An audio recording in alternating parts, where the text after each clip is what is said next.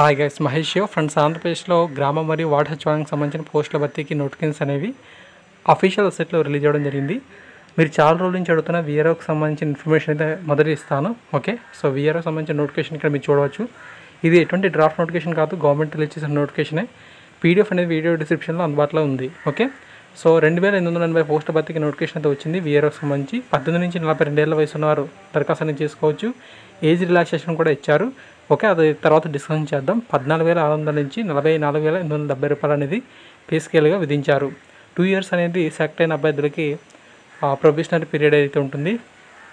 Every month కూడా మనకు 15,000 అనేది ఇస్తారు.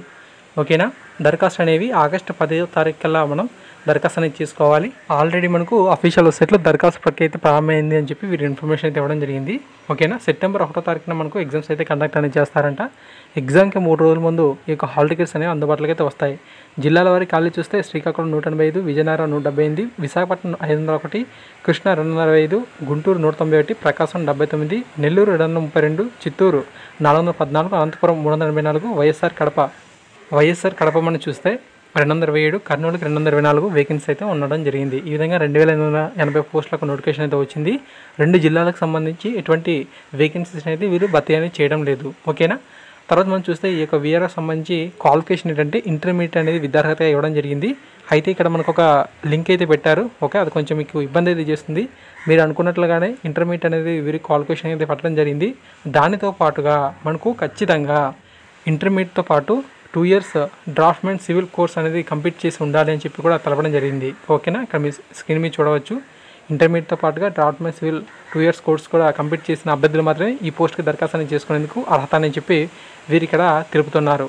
ఓకే, ఇది మాత్రం కొంచెం చాలామందికి కూడా నిరుత్సాహానికి అయితే గురి చేస్తుందని చెప్పుకోవాలి.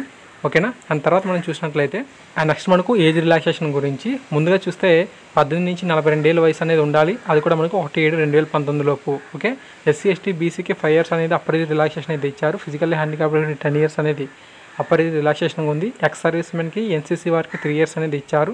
ఓకేనా, ఏపీ స్టేట్ గవర్నమెంట్ ఎంప్లాయీస్కి అప్ టు 5 ఇయర్స్ వరకు వారి యొక్క రెగ్యులర్ సర్వీస్ని బేస్ చేసుకొని 5 ఇయర్స్ అనేది మనకు ఏజ్ రిలాక్సేషన్ అయితే ఇవ్వడం జరిగింది. మిగతా వారికి కూడా ఈ యొక్క సర్వీస్ సంబంధించి రిలాక్సేషన్ అయితే ఉన్నాయి. అవి కూడా మీరు ఇక్కడ స్క్రీన్ మీద ఫీజు విషయానికి వచ్చినట్లయితే ఓసీ అభ్యర్థులకు అప్లికేషన్ ఫీజు అనేది 200గా ఉంది. ఎగ్జామినేషన్ ఫీజు అనేది 200గా ఉంది. మిగిలిన SC ST BC PHC ex సర్వీస్మెన్కి అప్లికేషన్ ఫీజు అనేది 200గా విధించారు.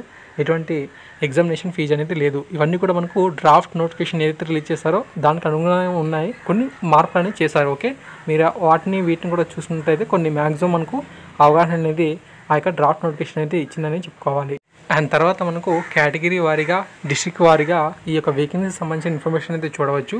ఇక్కడ ఈస్ట్ గోదావరి వెస్ట్ గోదావరికి ఎటువంటి వేకెన్సీస్ అనేవి లేవని చెప్పి అంటున్నారు. అయితే మరి తర్వాత ఏమైనా సరే మార్పులు చేస్తారా, యాడ్ చేస్తారనేది తెలియదు. కానీ ఈ యొక్క 2 జిల్లాలకు సంబంధించి ఇప్పుడైతే ఎటువంటి వేకెన్సీస్ అయితే ఈ యొక్క నోటిఫికేషన్లో మెన్షన్ అయితే చేయలేదు. మిగతా అందరికి సంబంధించిన వేకెన్సీస్ని ఇక్కడ మీరు పరిశీలన చేయవచ్చు. ఈ యొక్క విషయాన్ని అయితే గుర్తుంచుకోండి. అండ్ తర్వాత మనకు ఎవరైతే ఎస్టీ ట్రైబల్ షెడ్యూల్ ట్రైబ్ ఉంటారో ఆ యొక్క పోస్టులకు సంబంధించి వారినే భర్తీ అనేది చేయడానికి కూడా వీరి ఇక్కడ ఆప్షన్ అయితే మనకు ఇవ్వడం అయితే జరిగింది.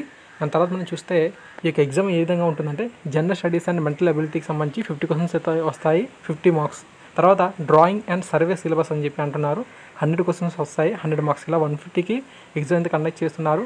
ప్రతి సరైన ఆన్సర్కి 1 మార్క్ అయితే ఉంటుంది. ఓకేనా, నెగిటివ్ మార్కింగ్ కూడా మనకు కేటాయిస్తున్నట్టుగా వీరైతే ఇక్కడ తెలపడం అయితే జరిగింది. ఒక సరైన సమాధానానికి 1 మార్కుని కేటాయిస్తూ అదే స్థాయిలో మనకు నెగిటివ్ మార్కింగ్ కూడా ఉంటుందని చెప్పి వీరు ఇక్కడ స్పెసిఫిక్గా మెన్షన్ అయితే చేశారు. జనరల్ స్టడీస్ అండ్ మెంటల్ అబిలిటీకి సంబంధించిన సిలబస్ని ఇక్కడ మీరు స్క్రీన్ మీద చూడవచ్చు.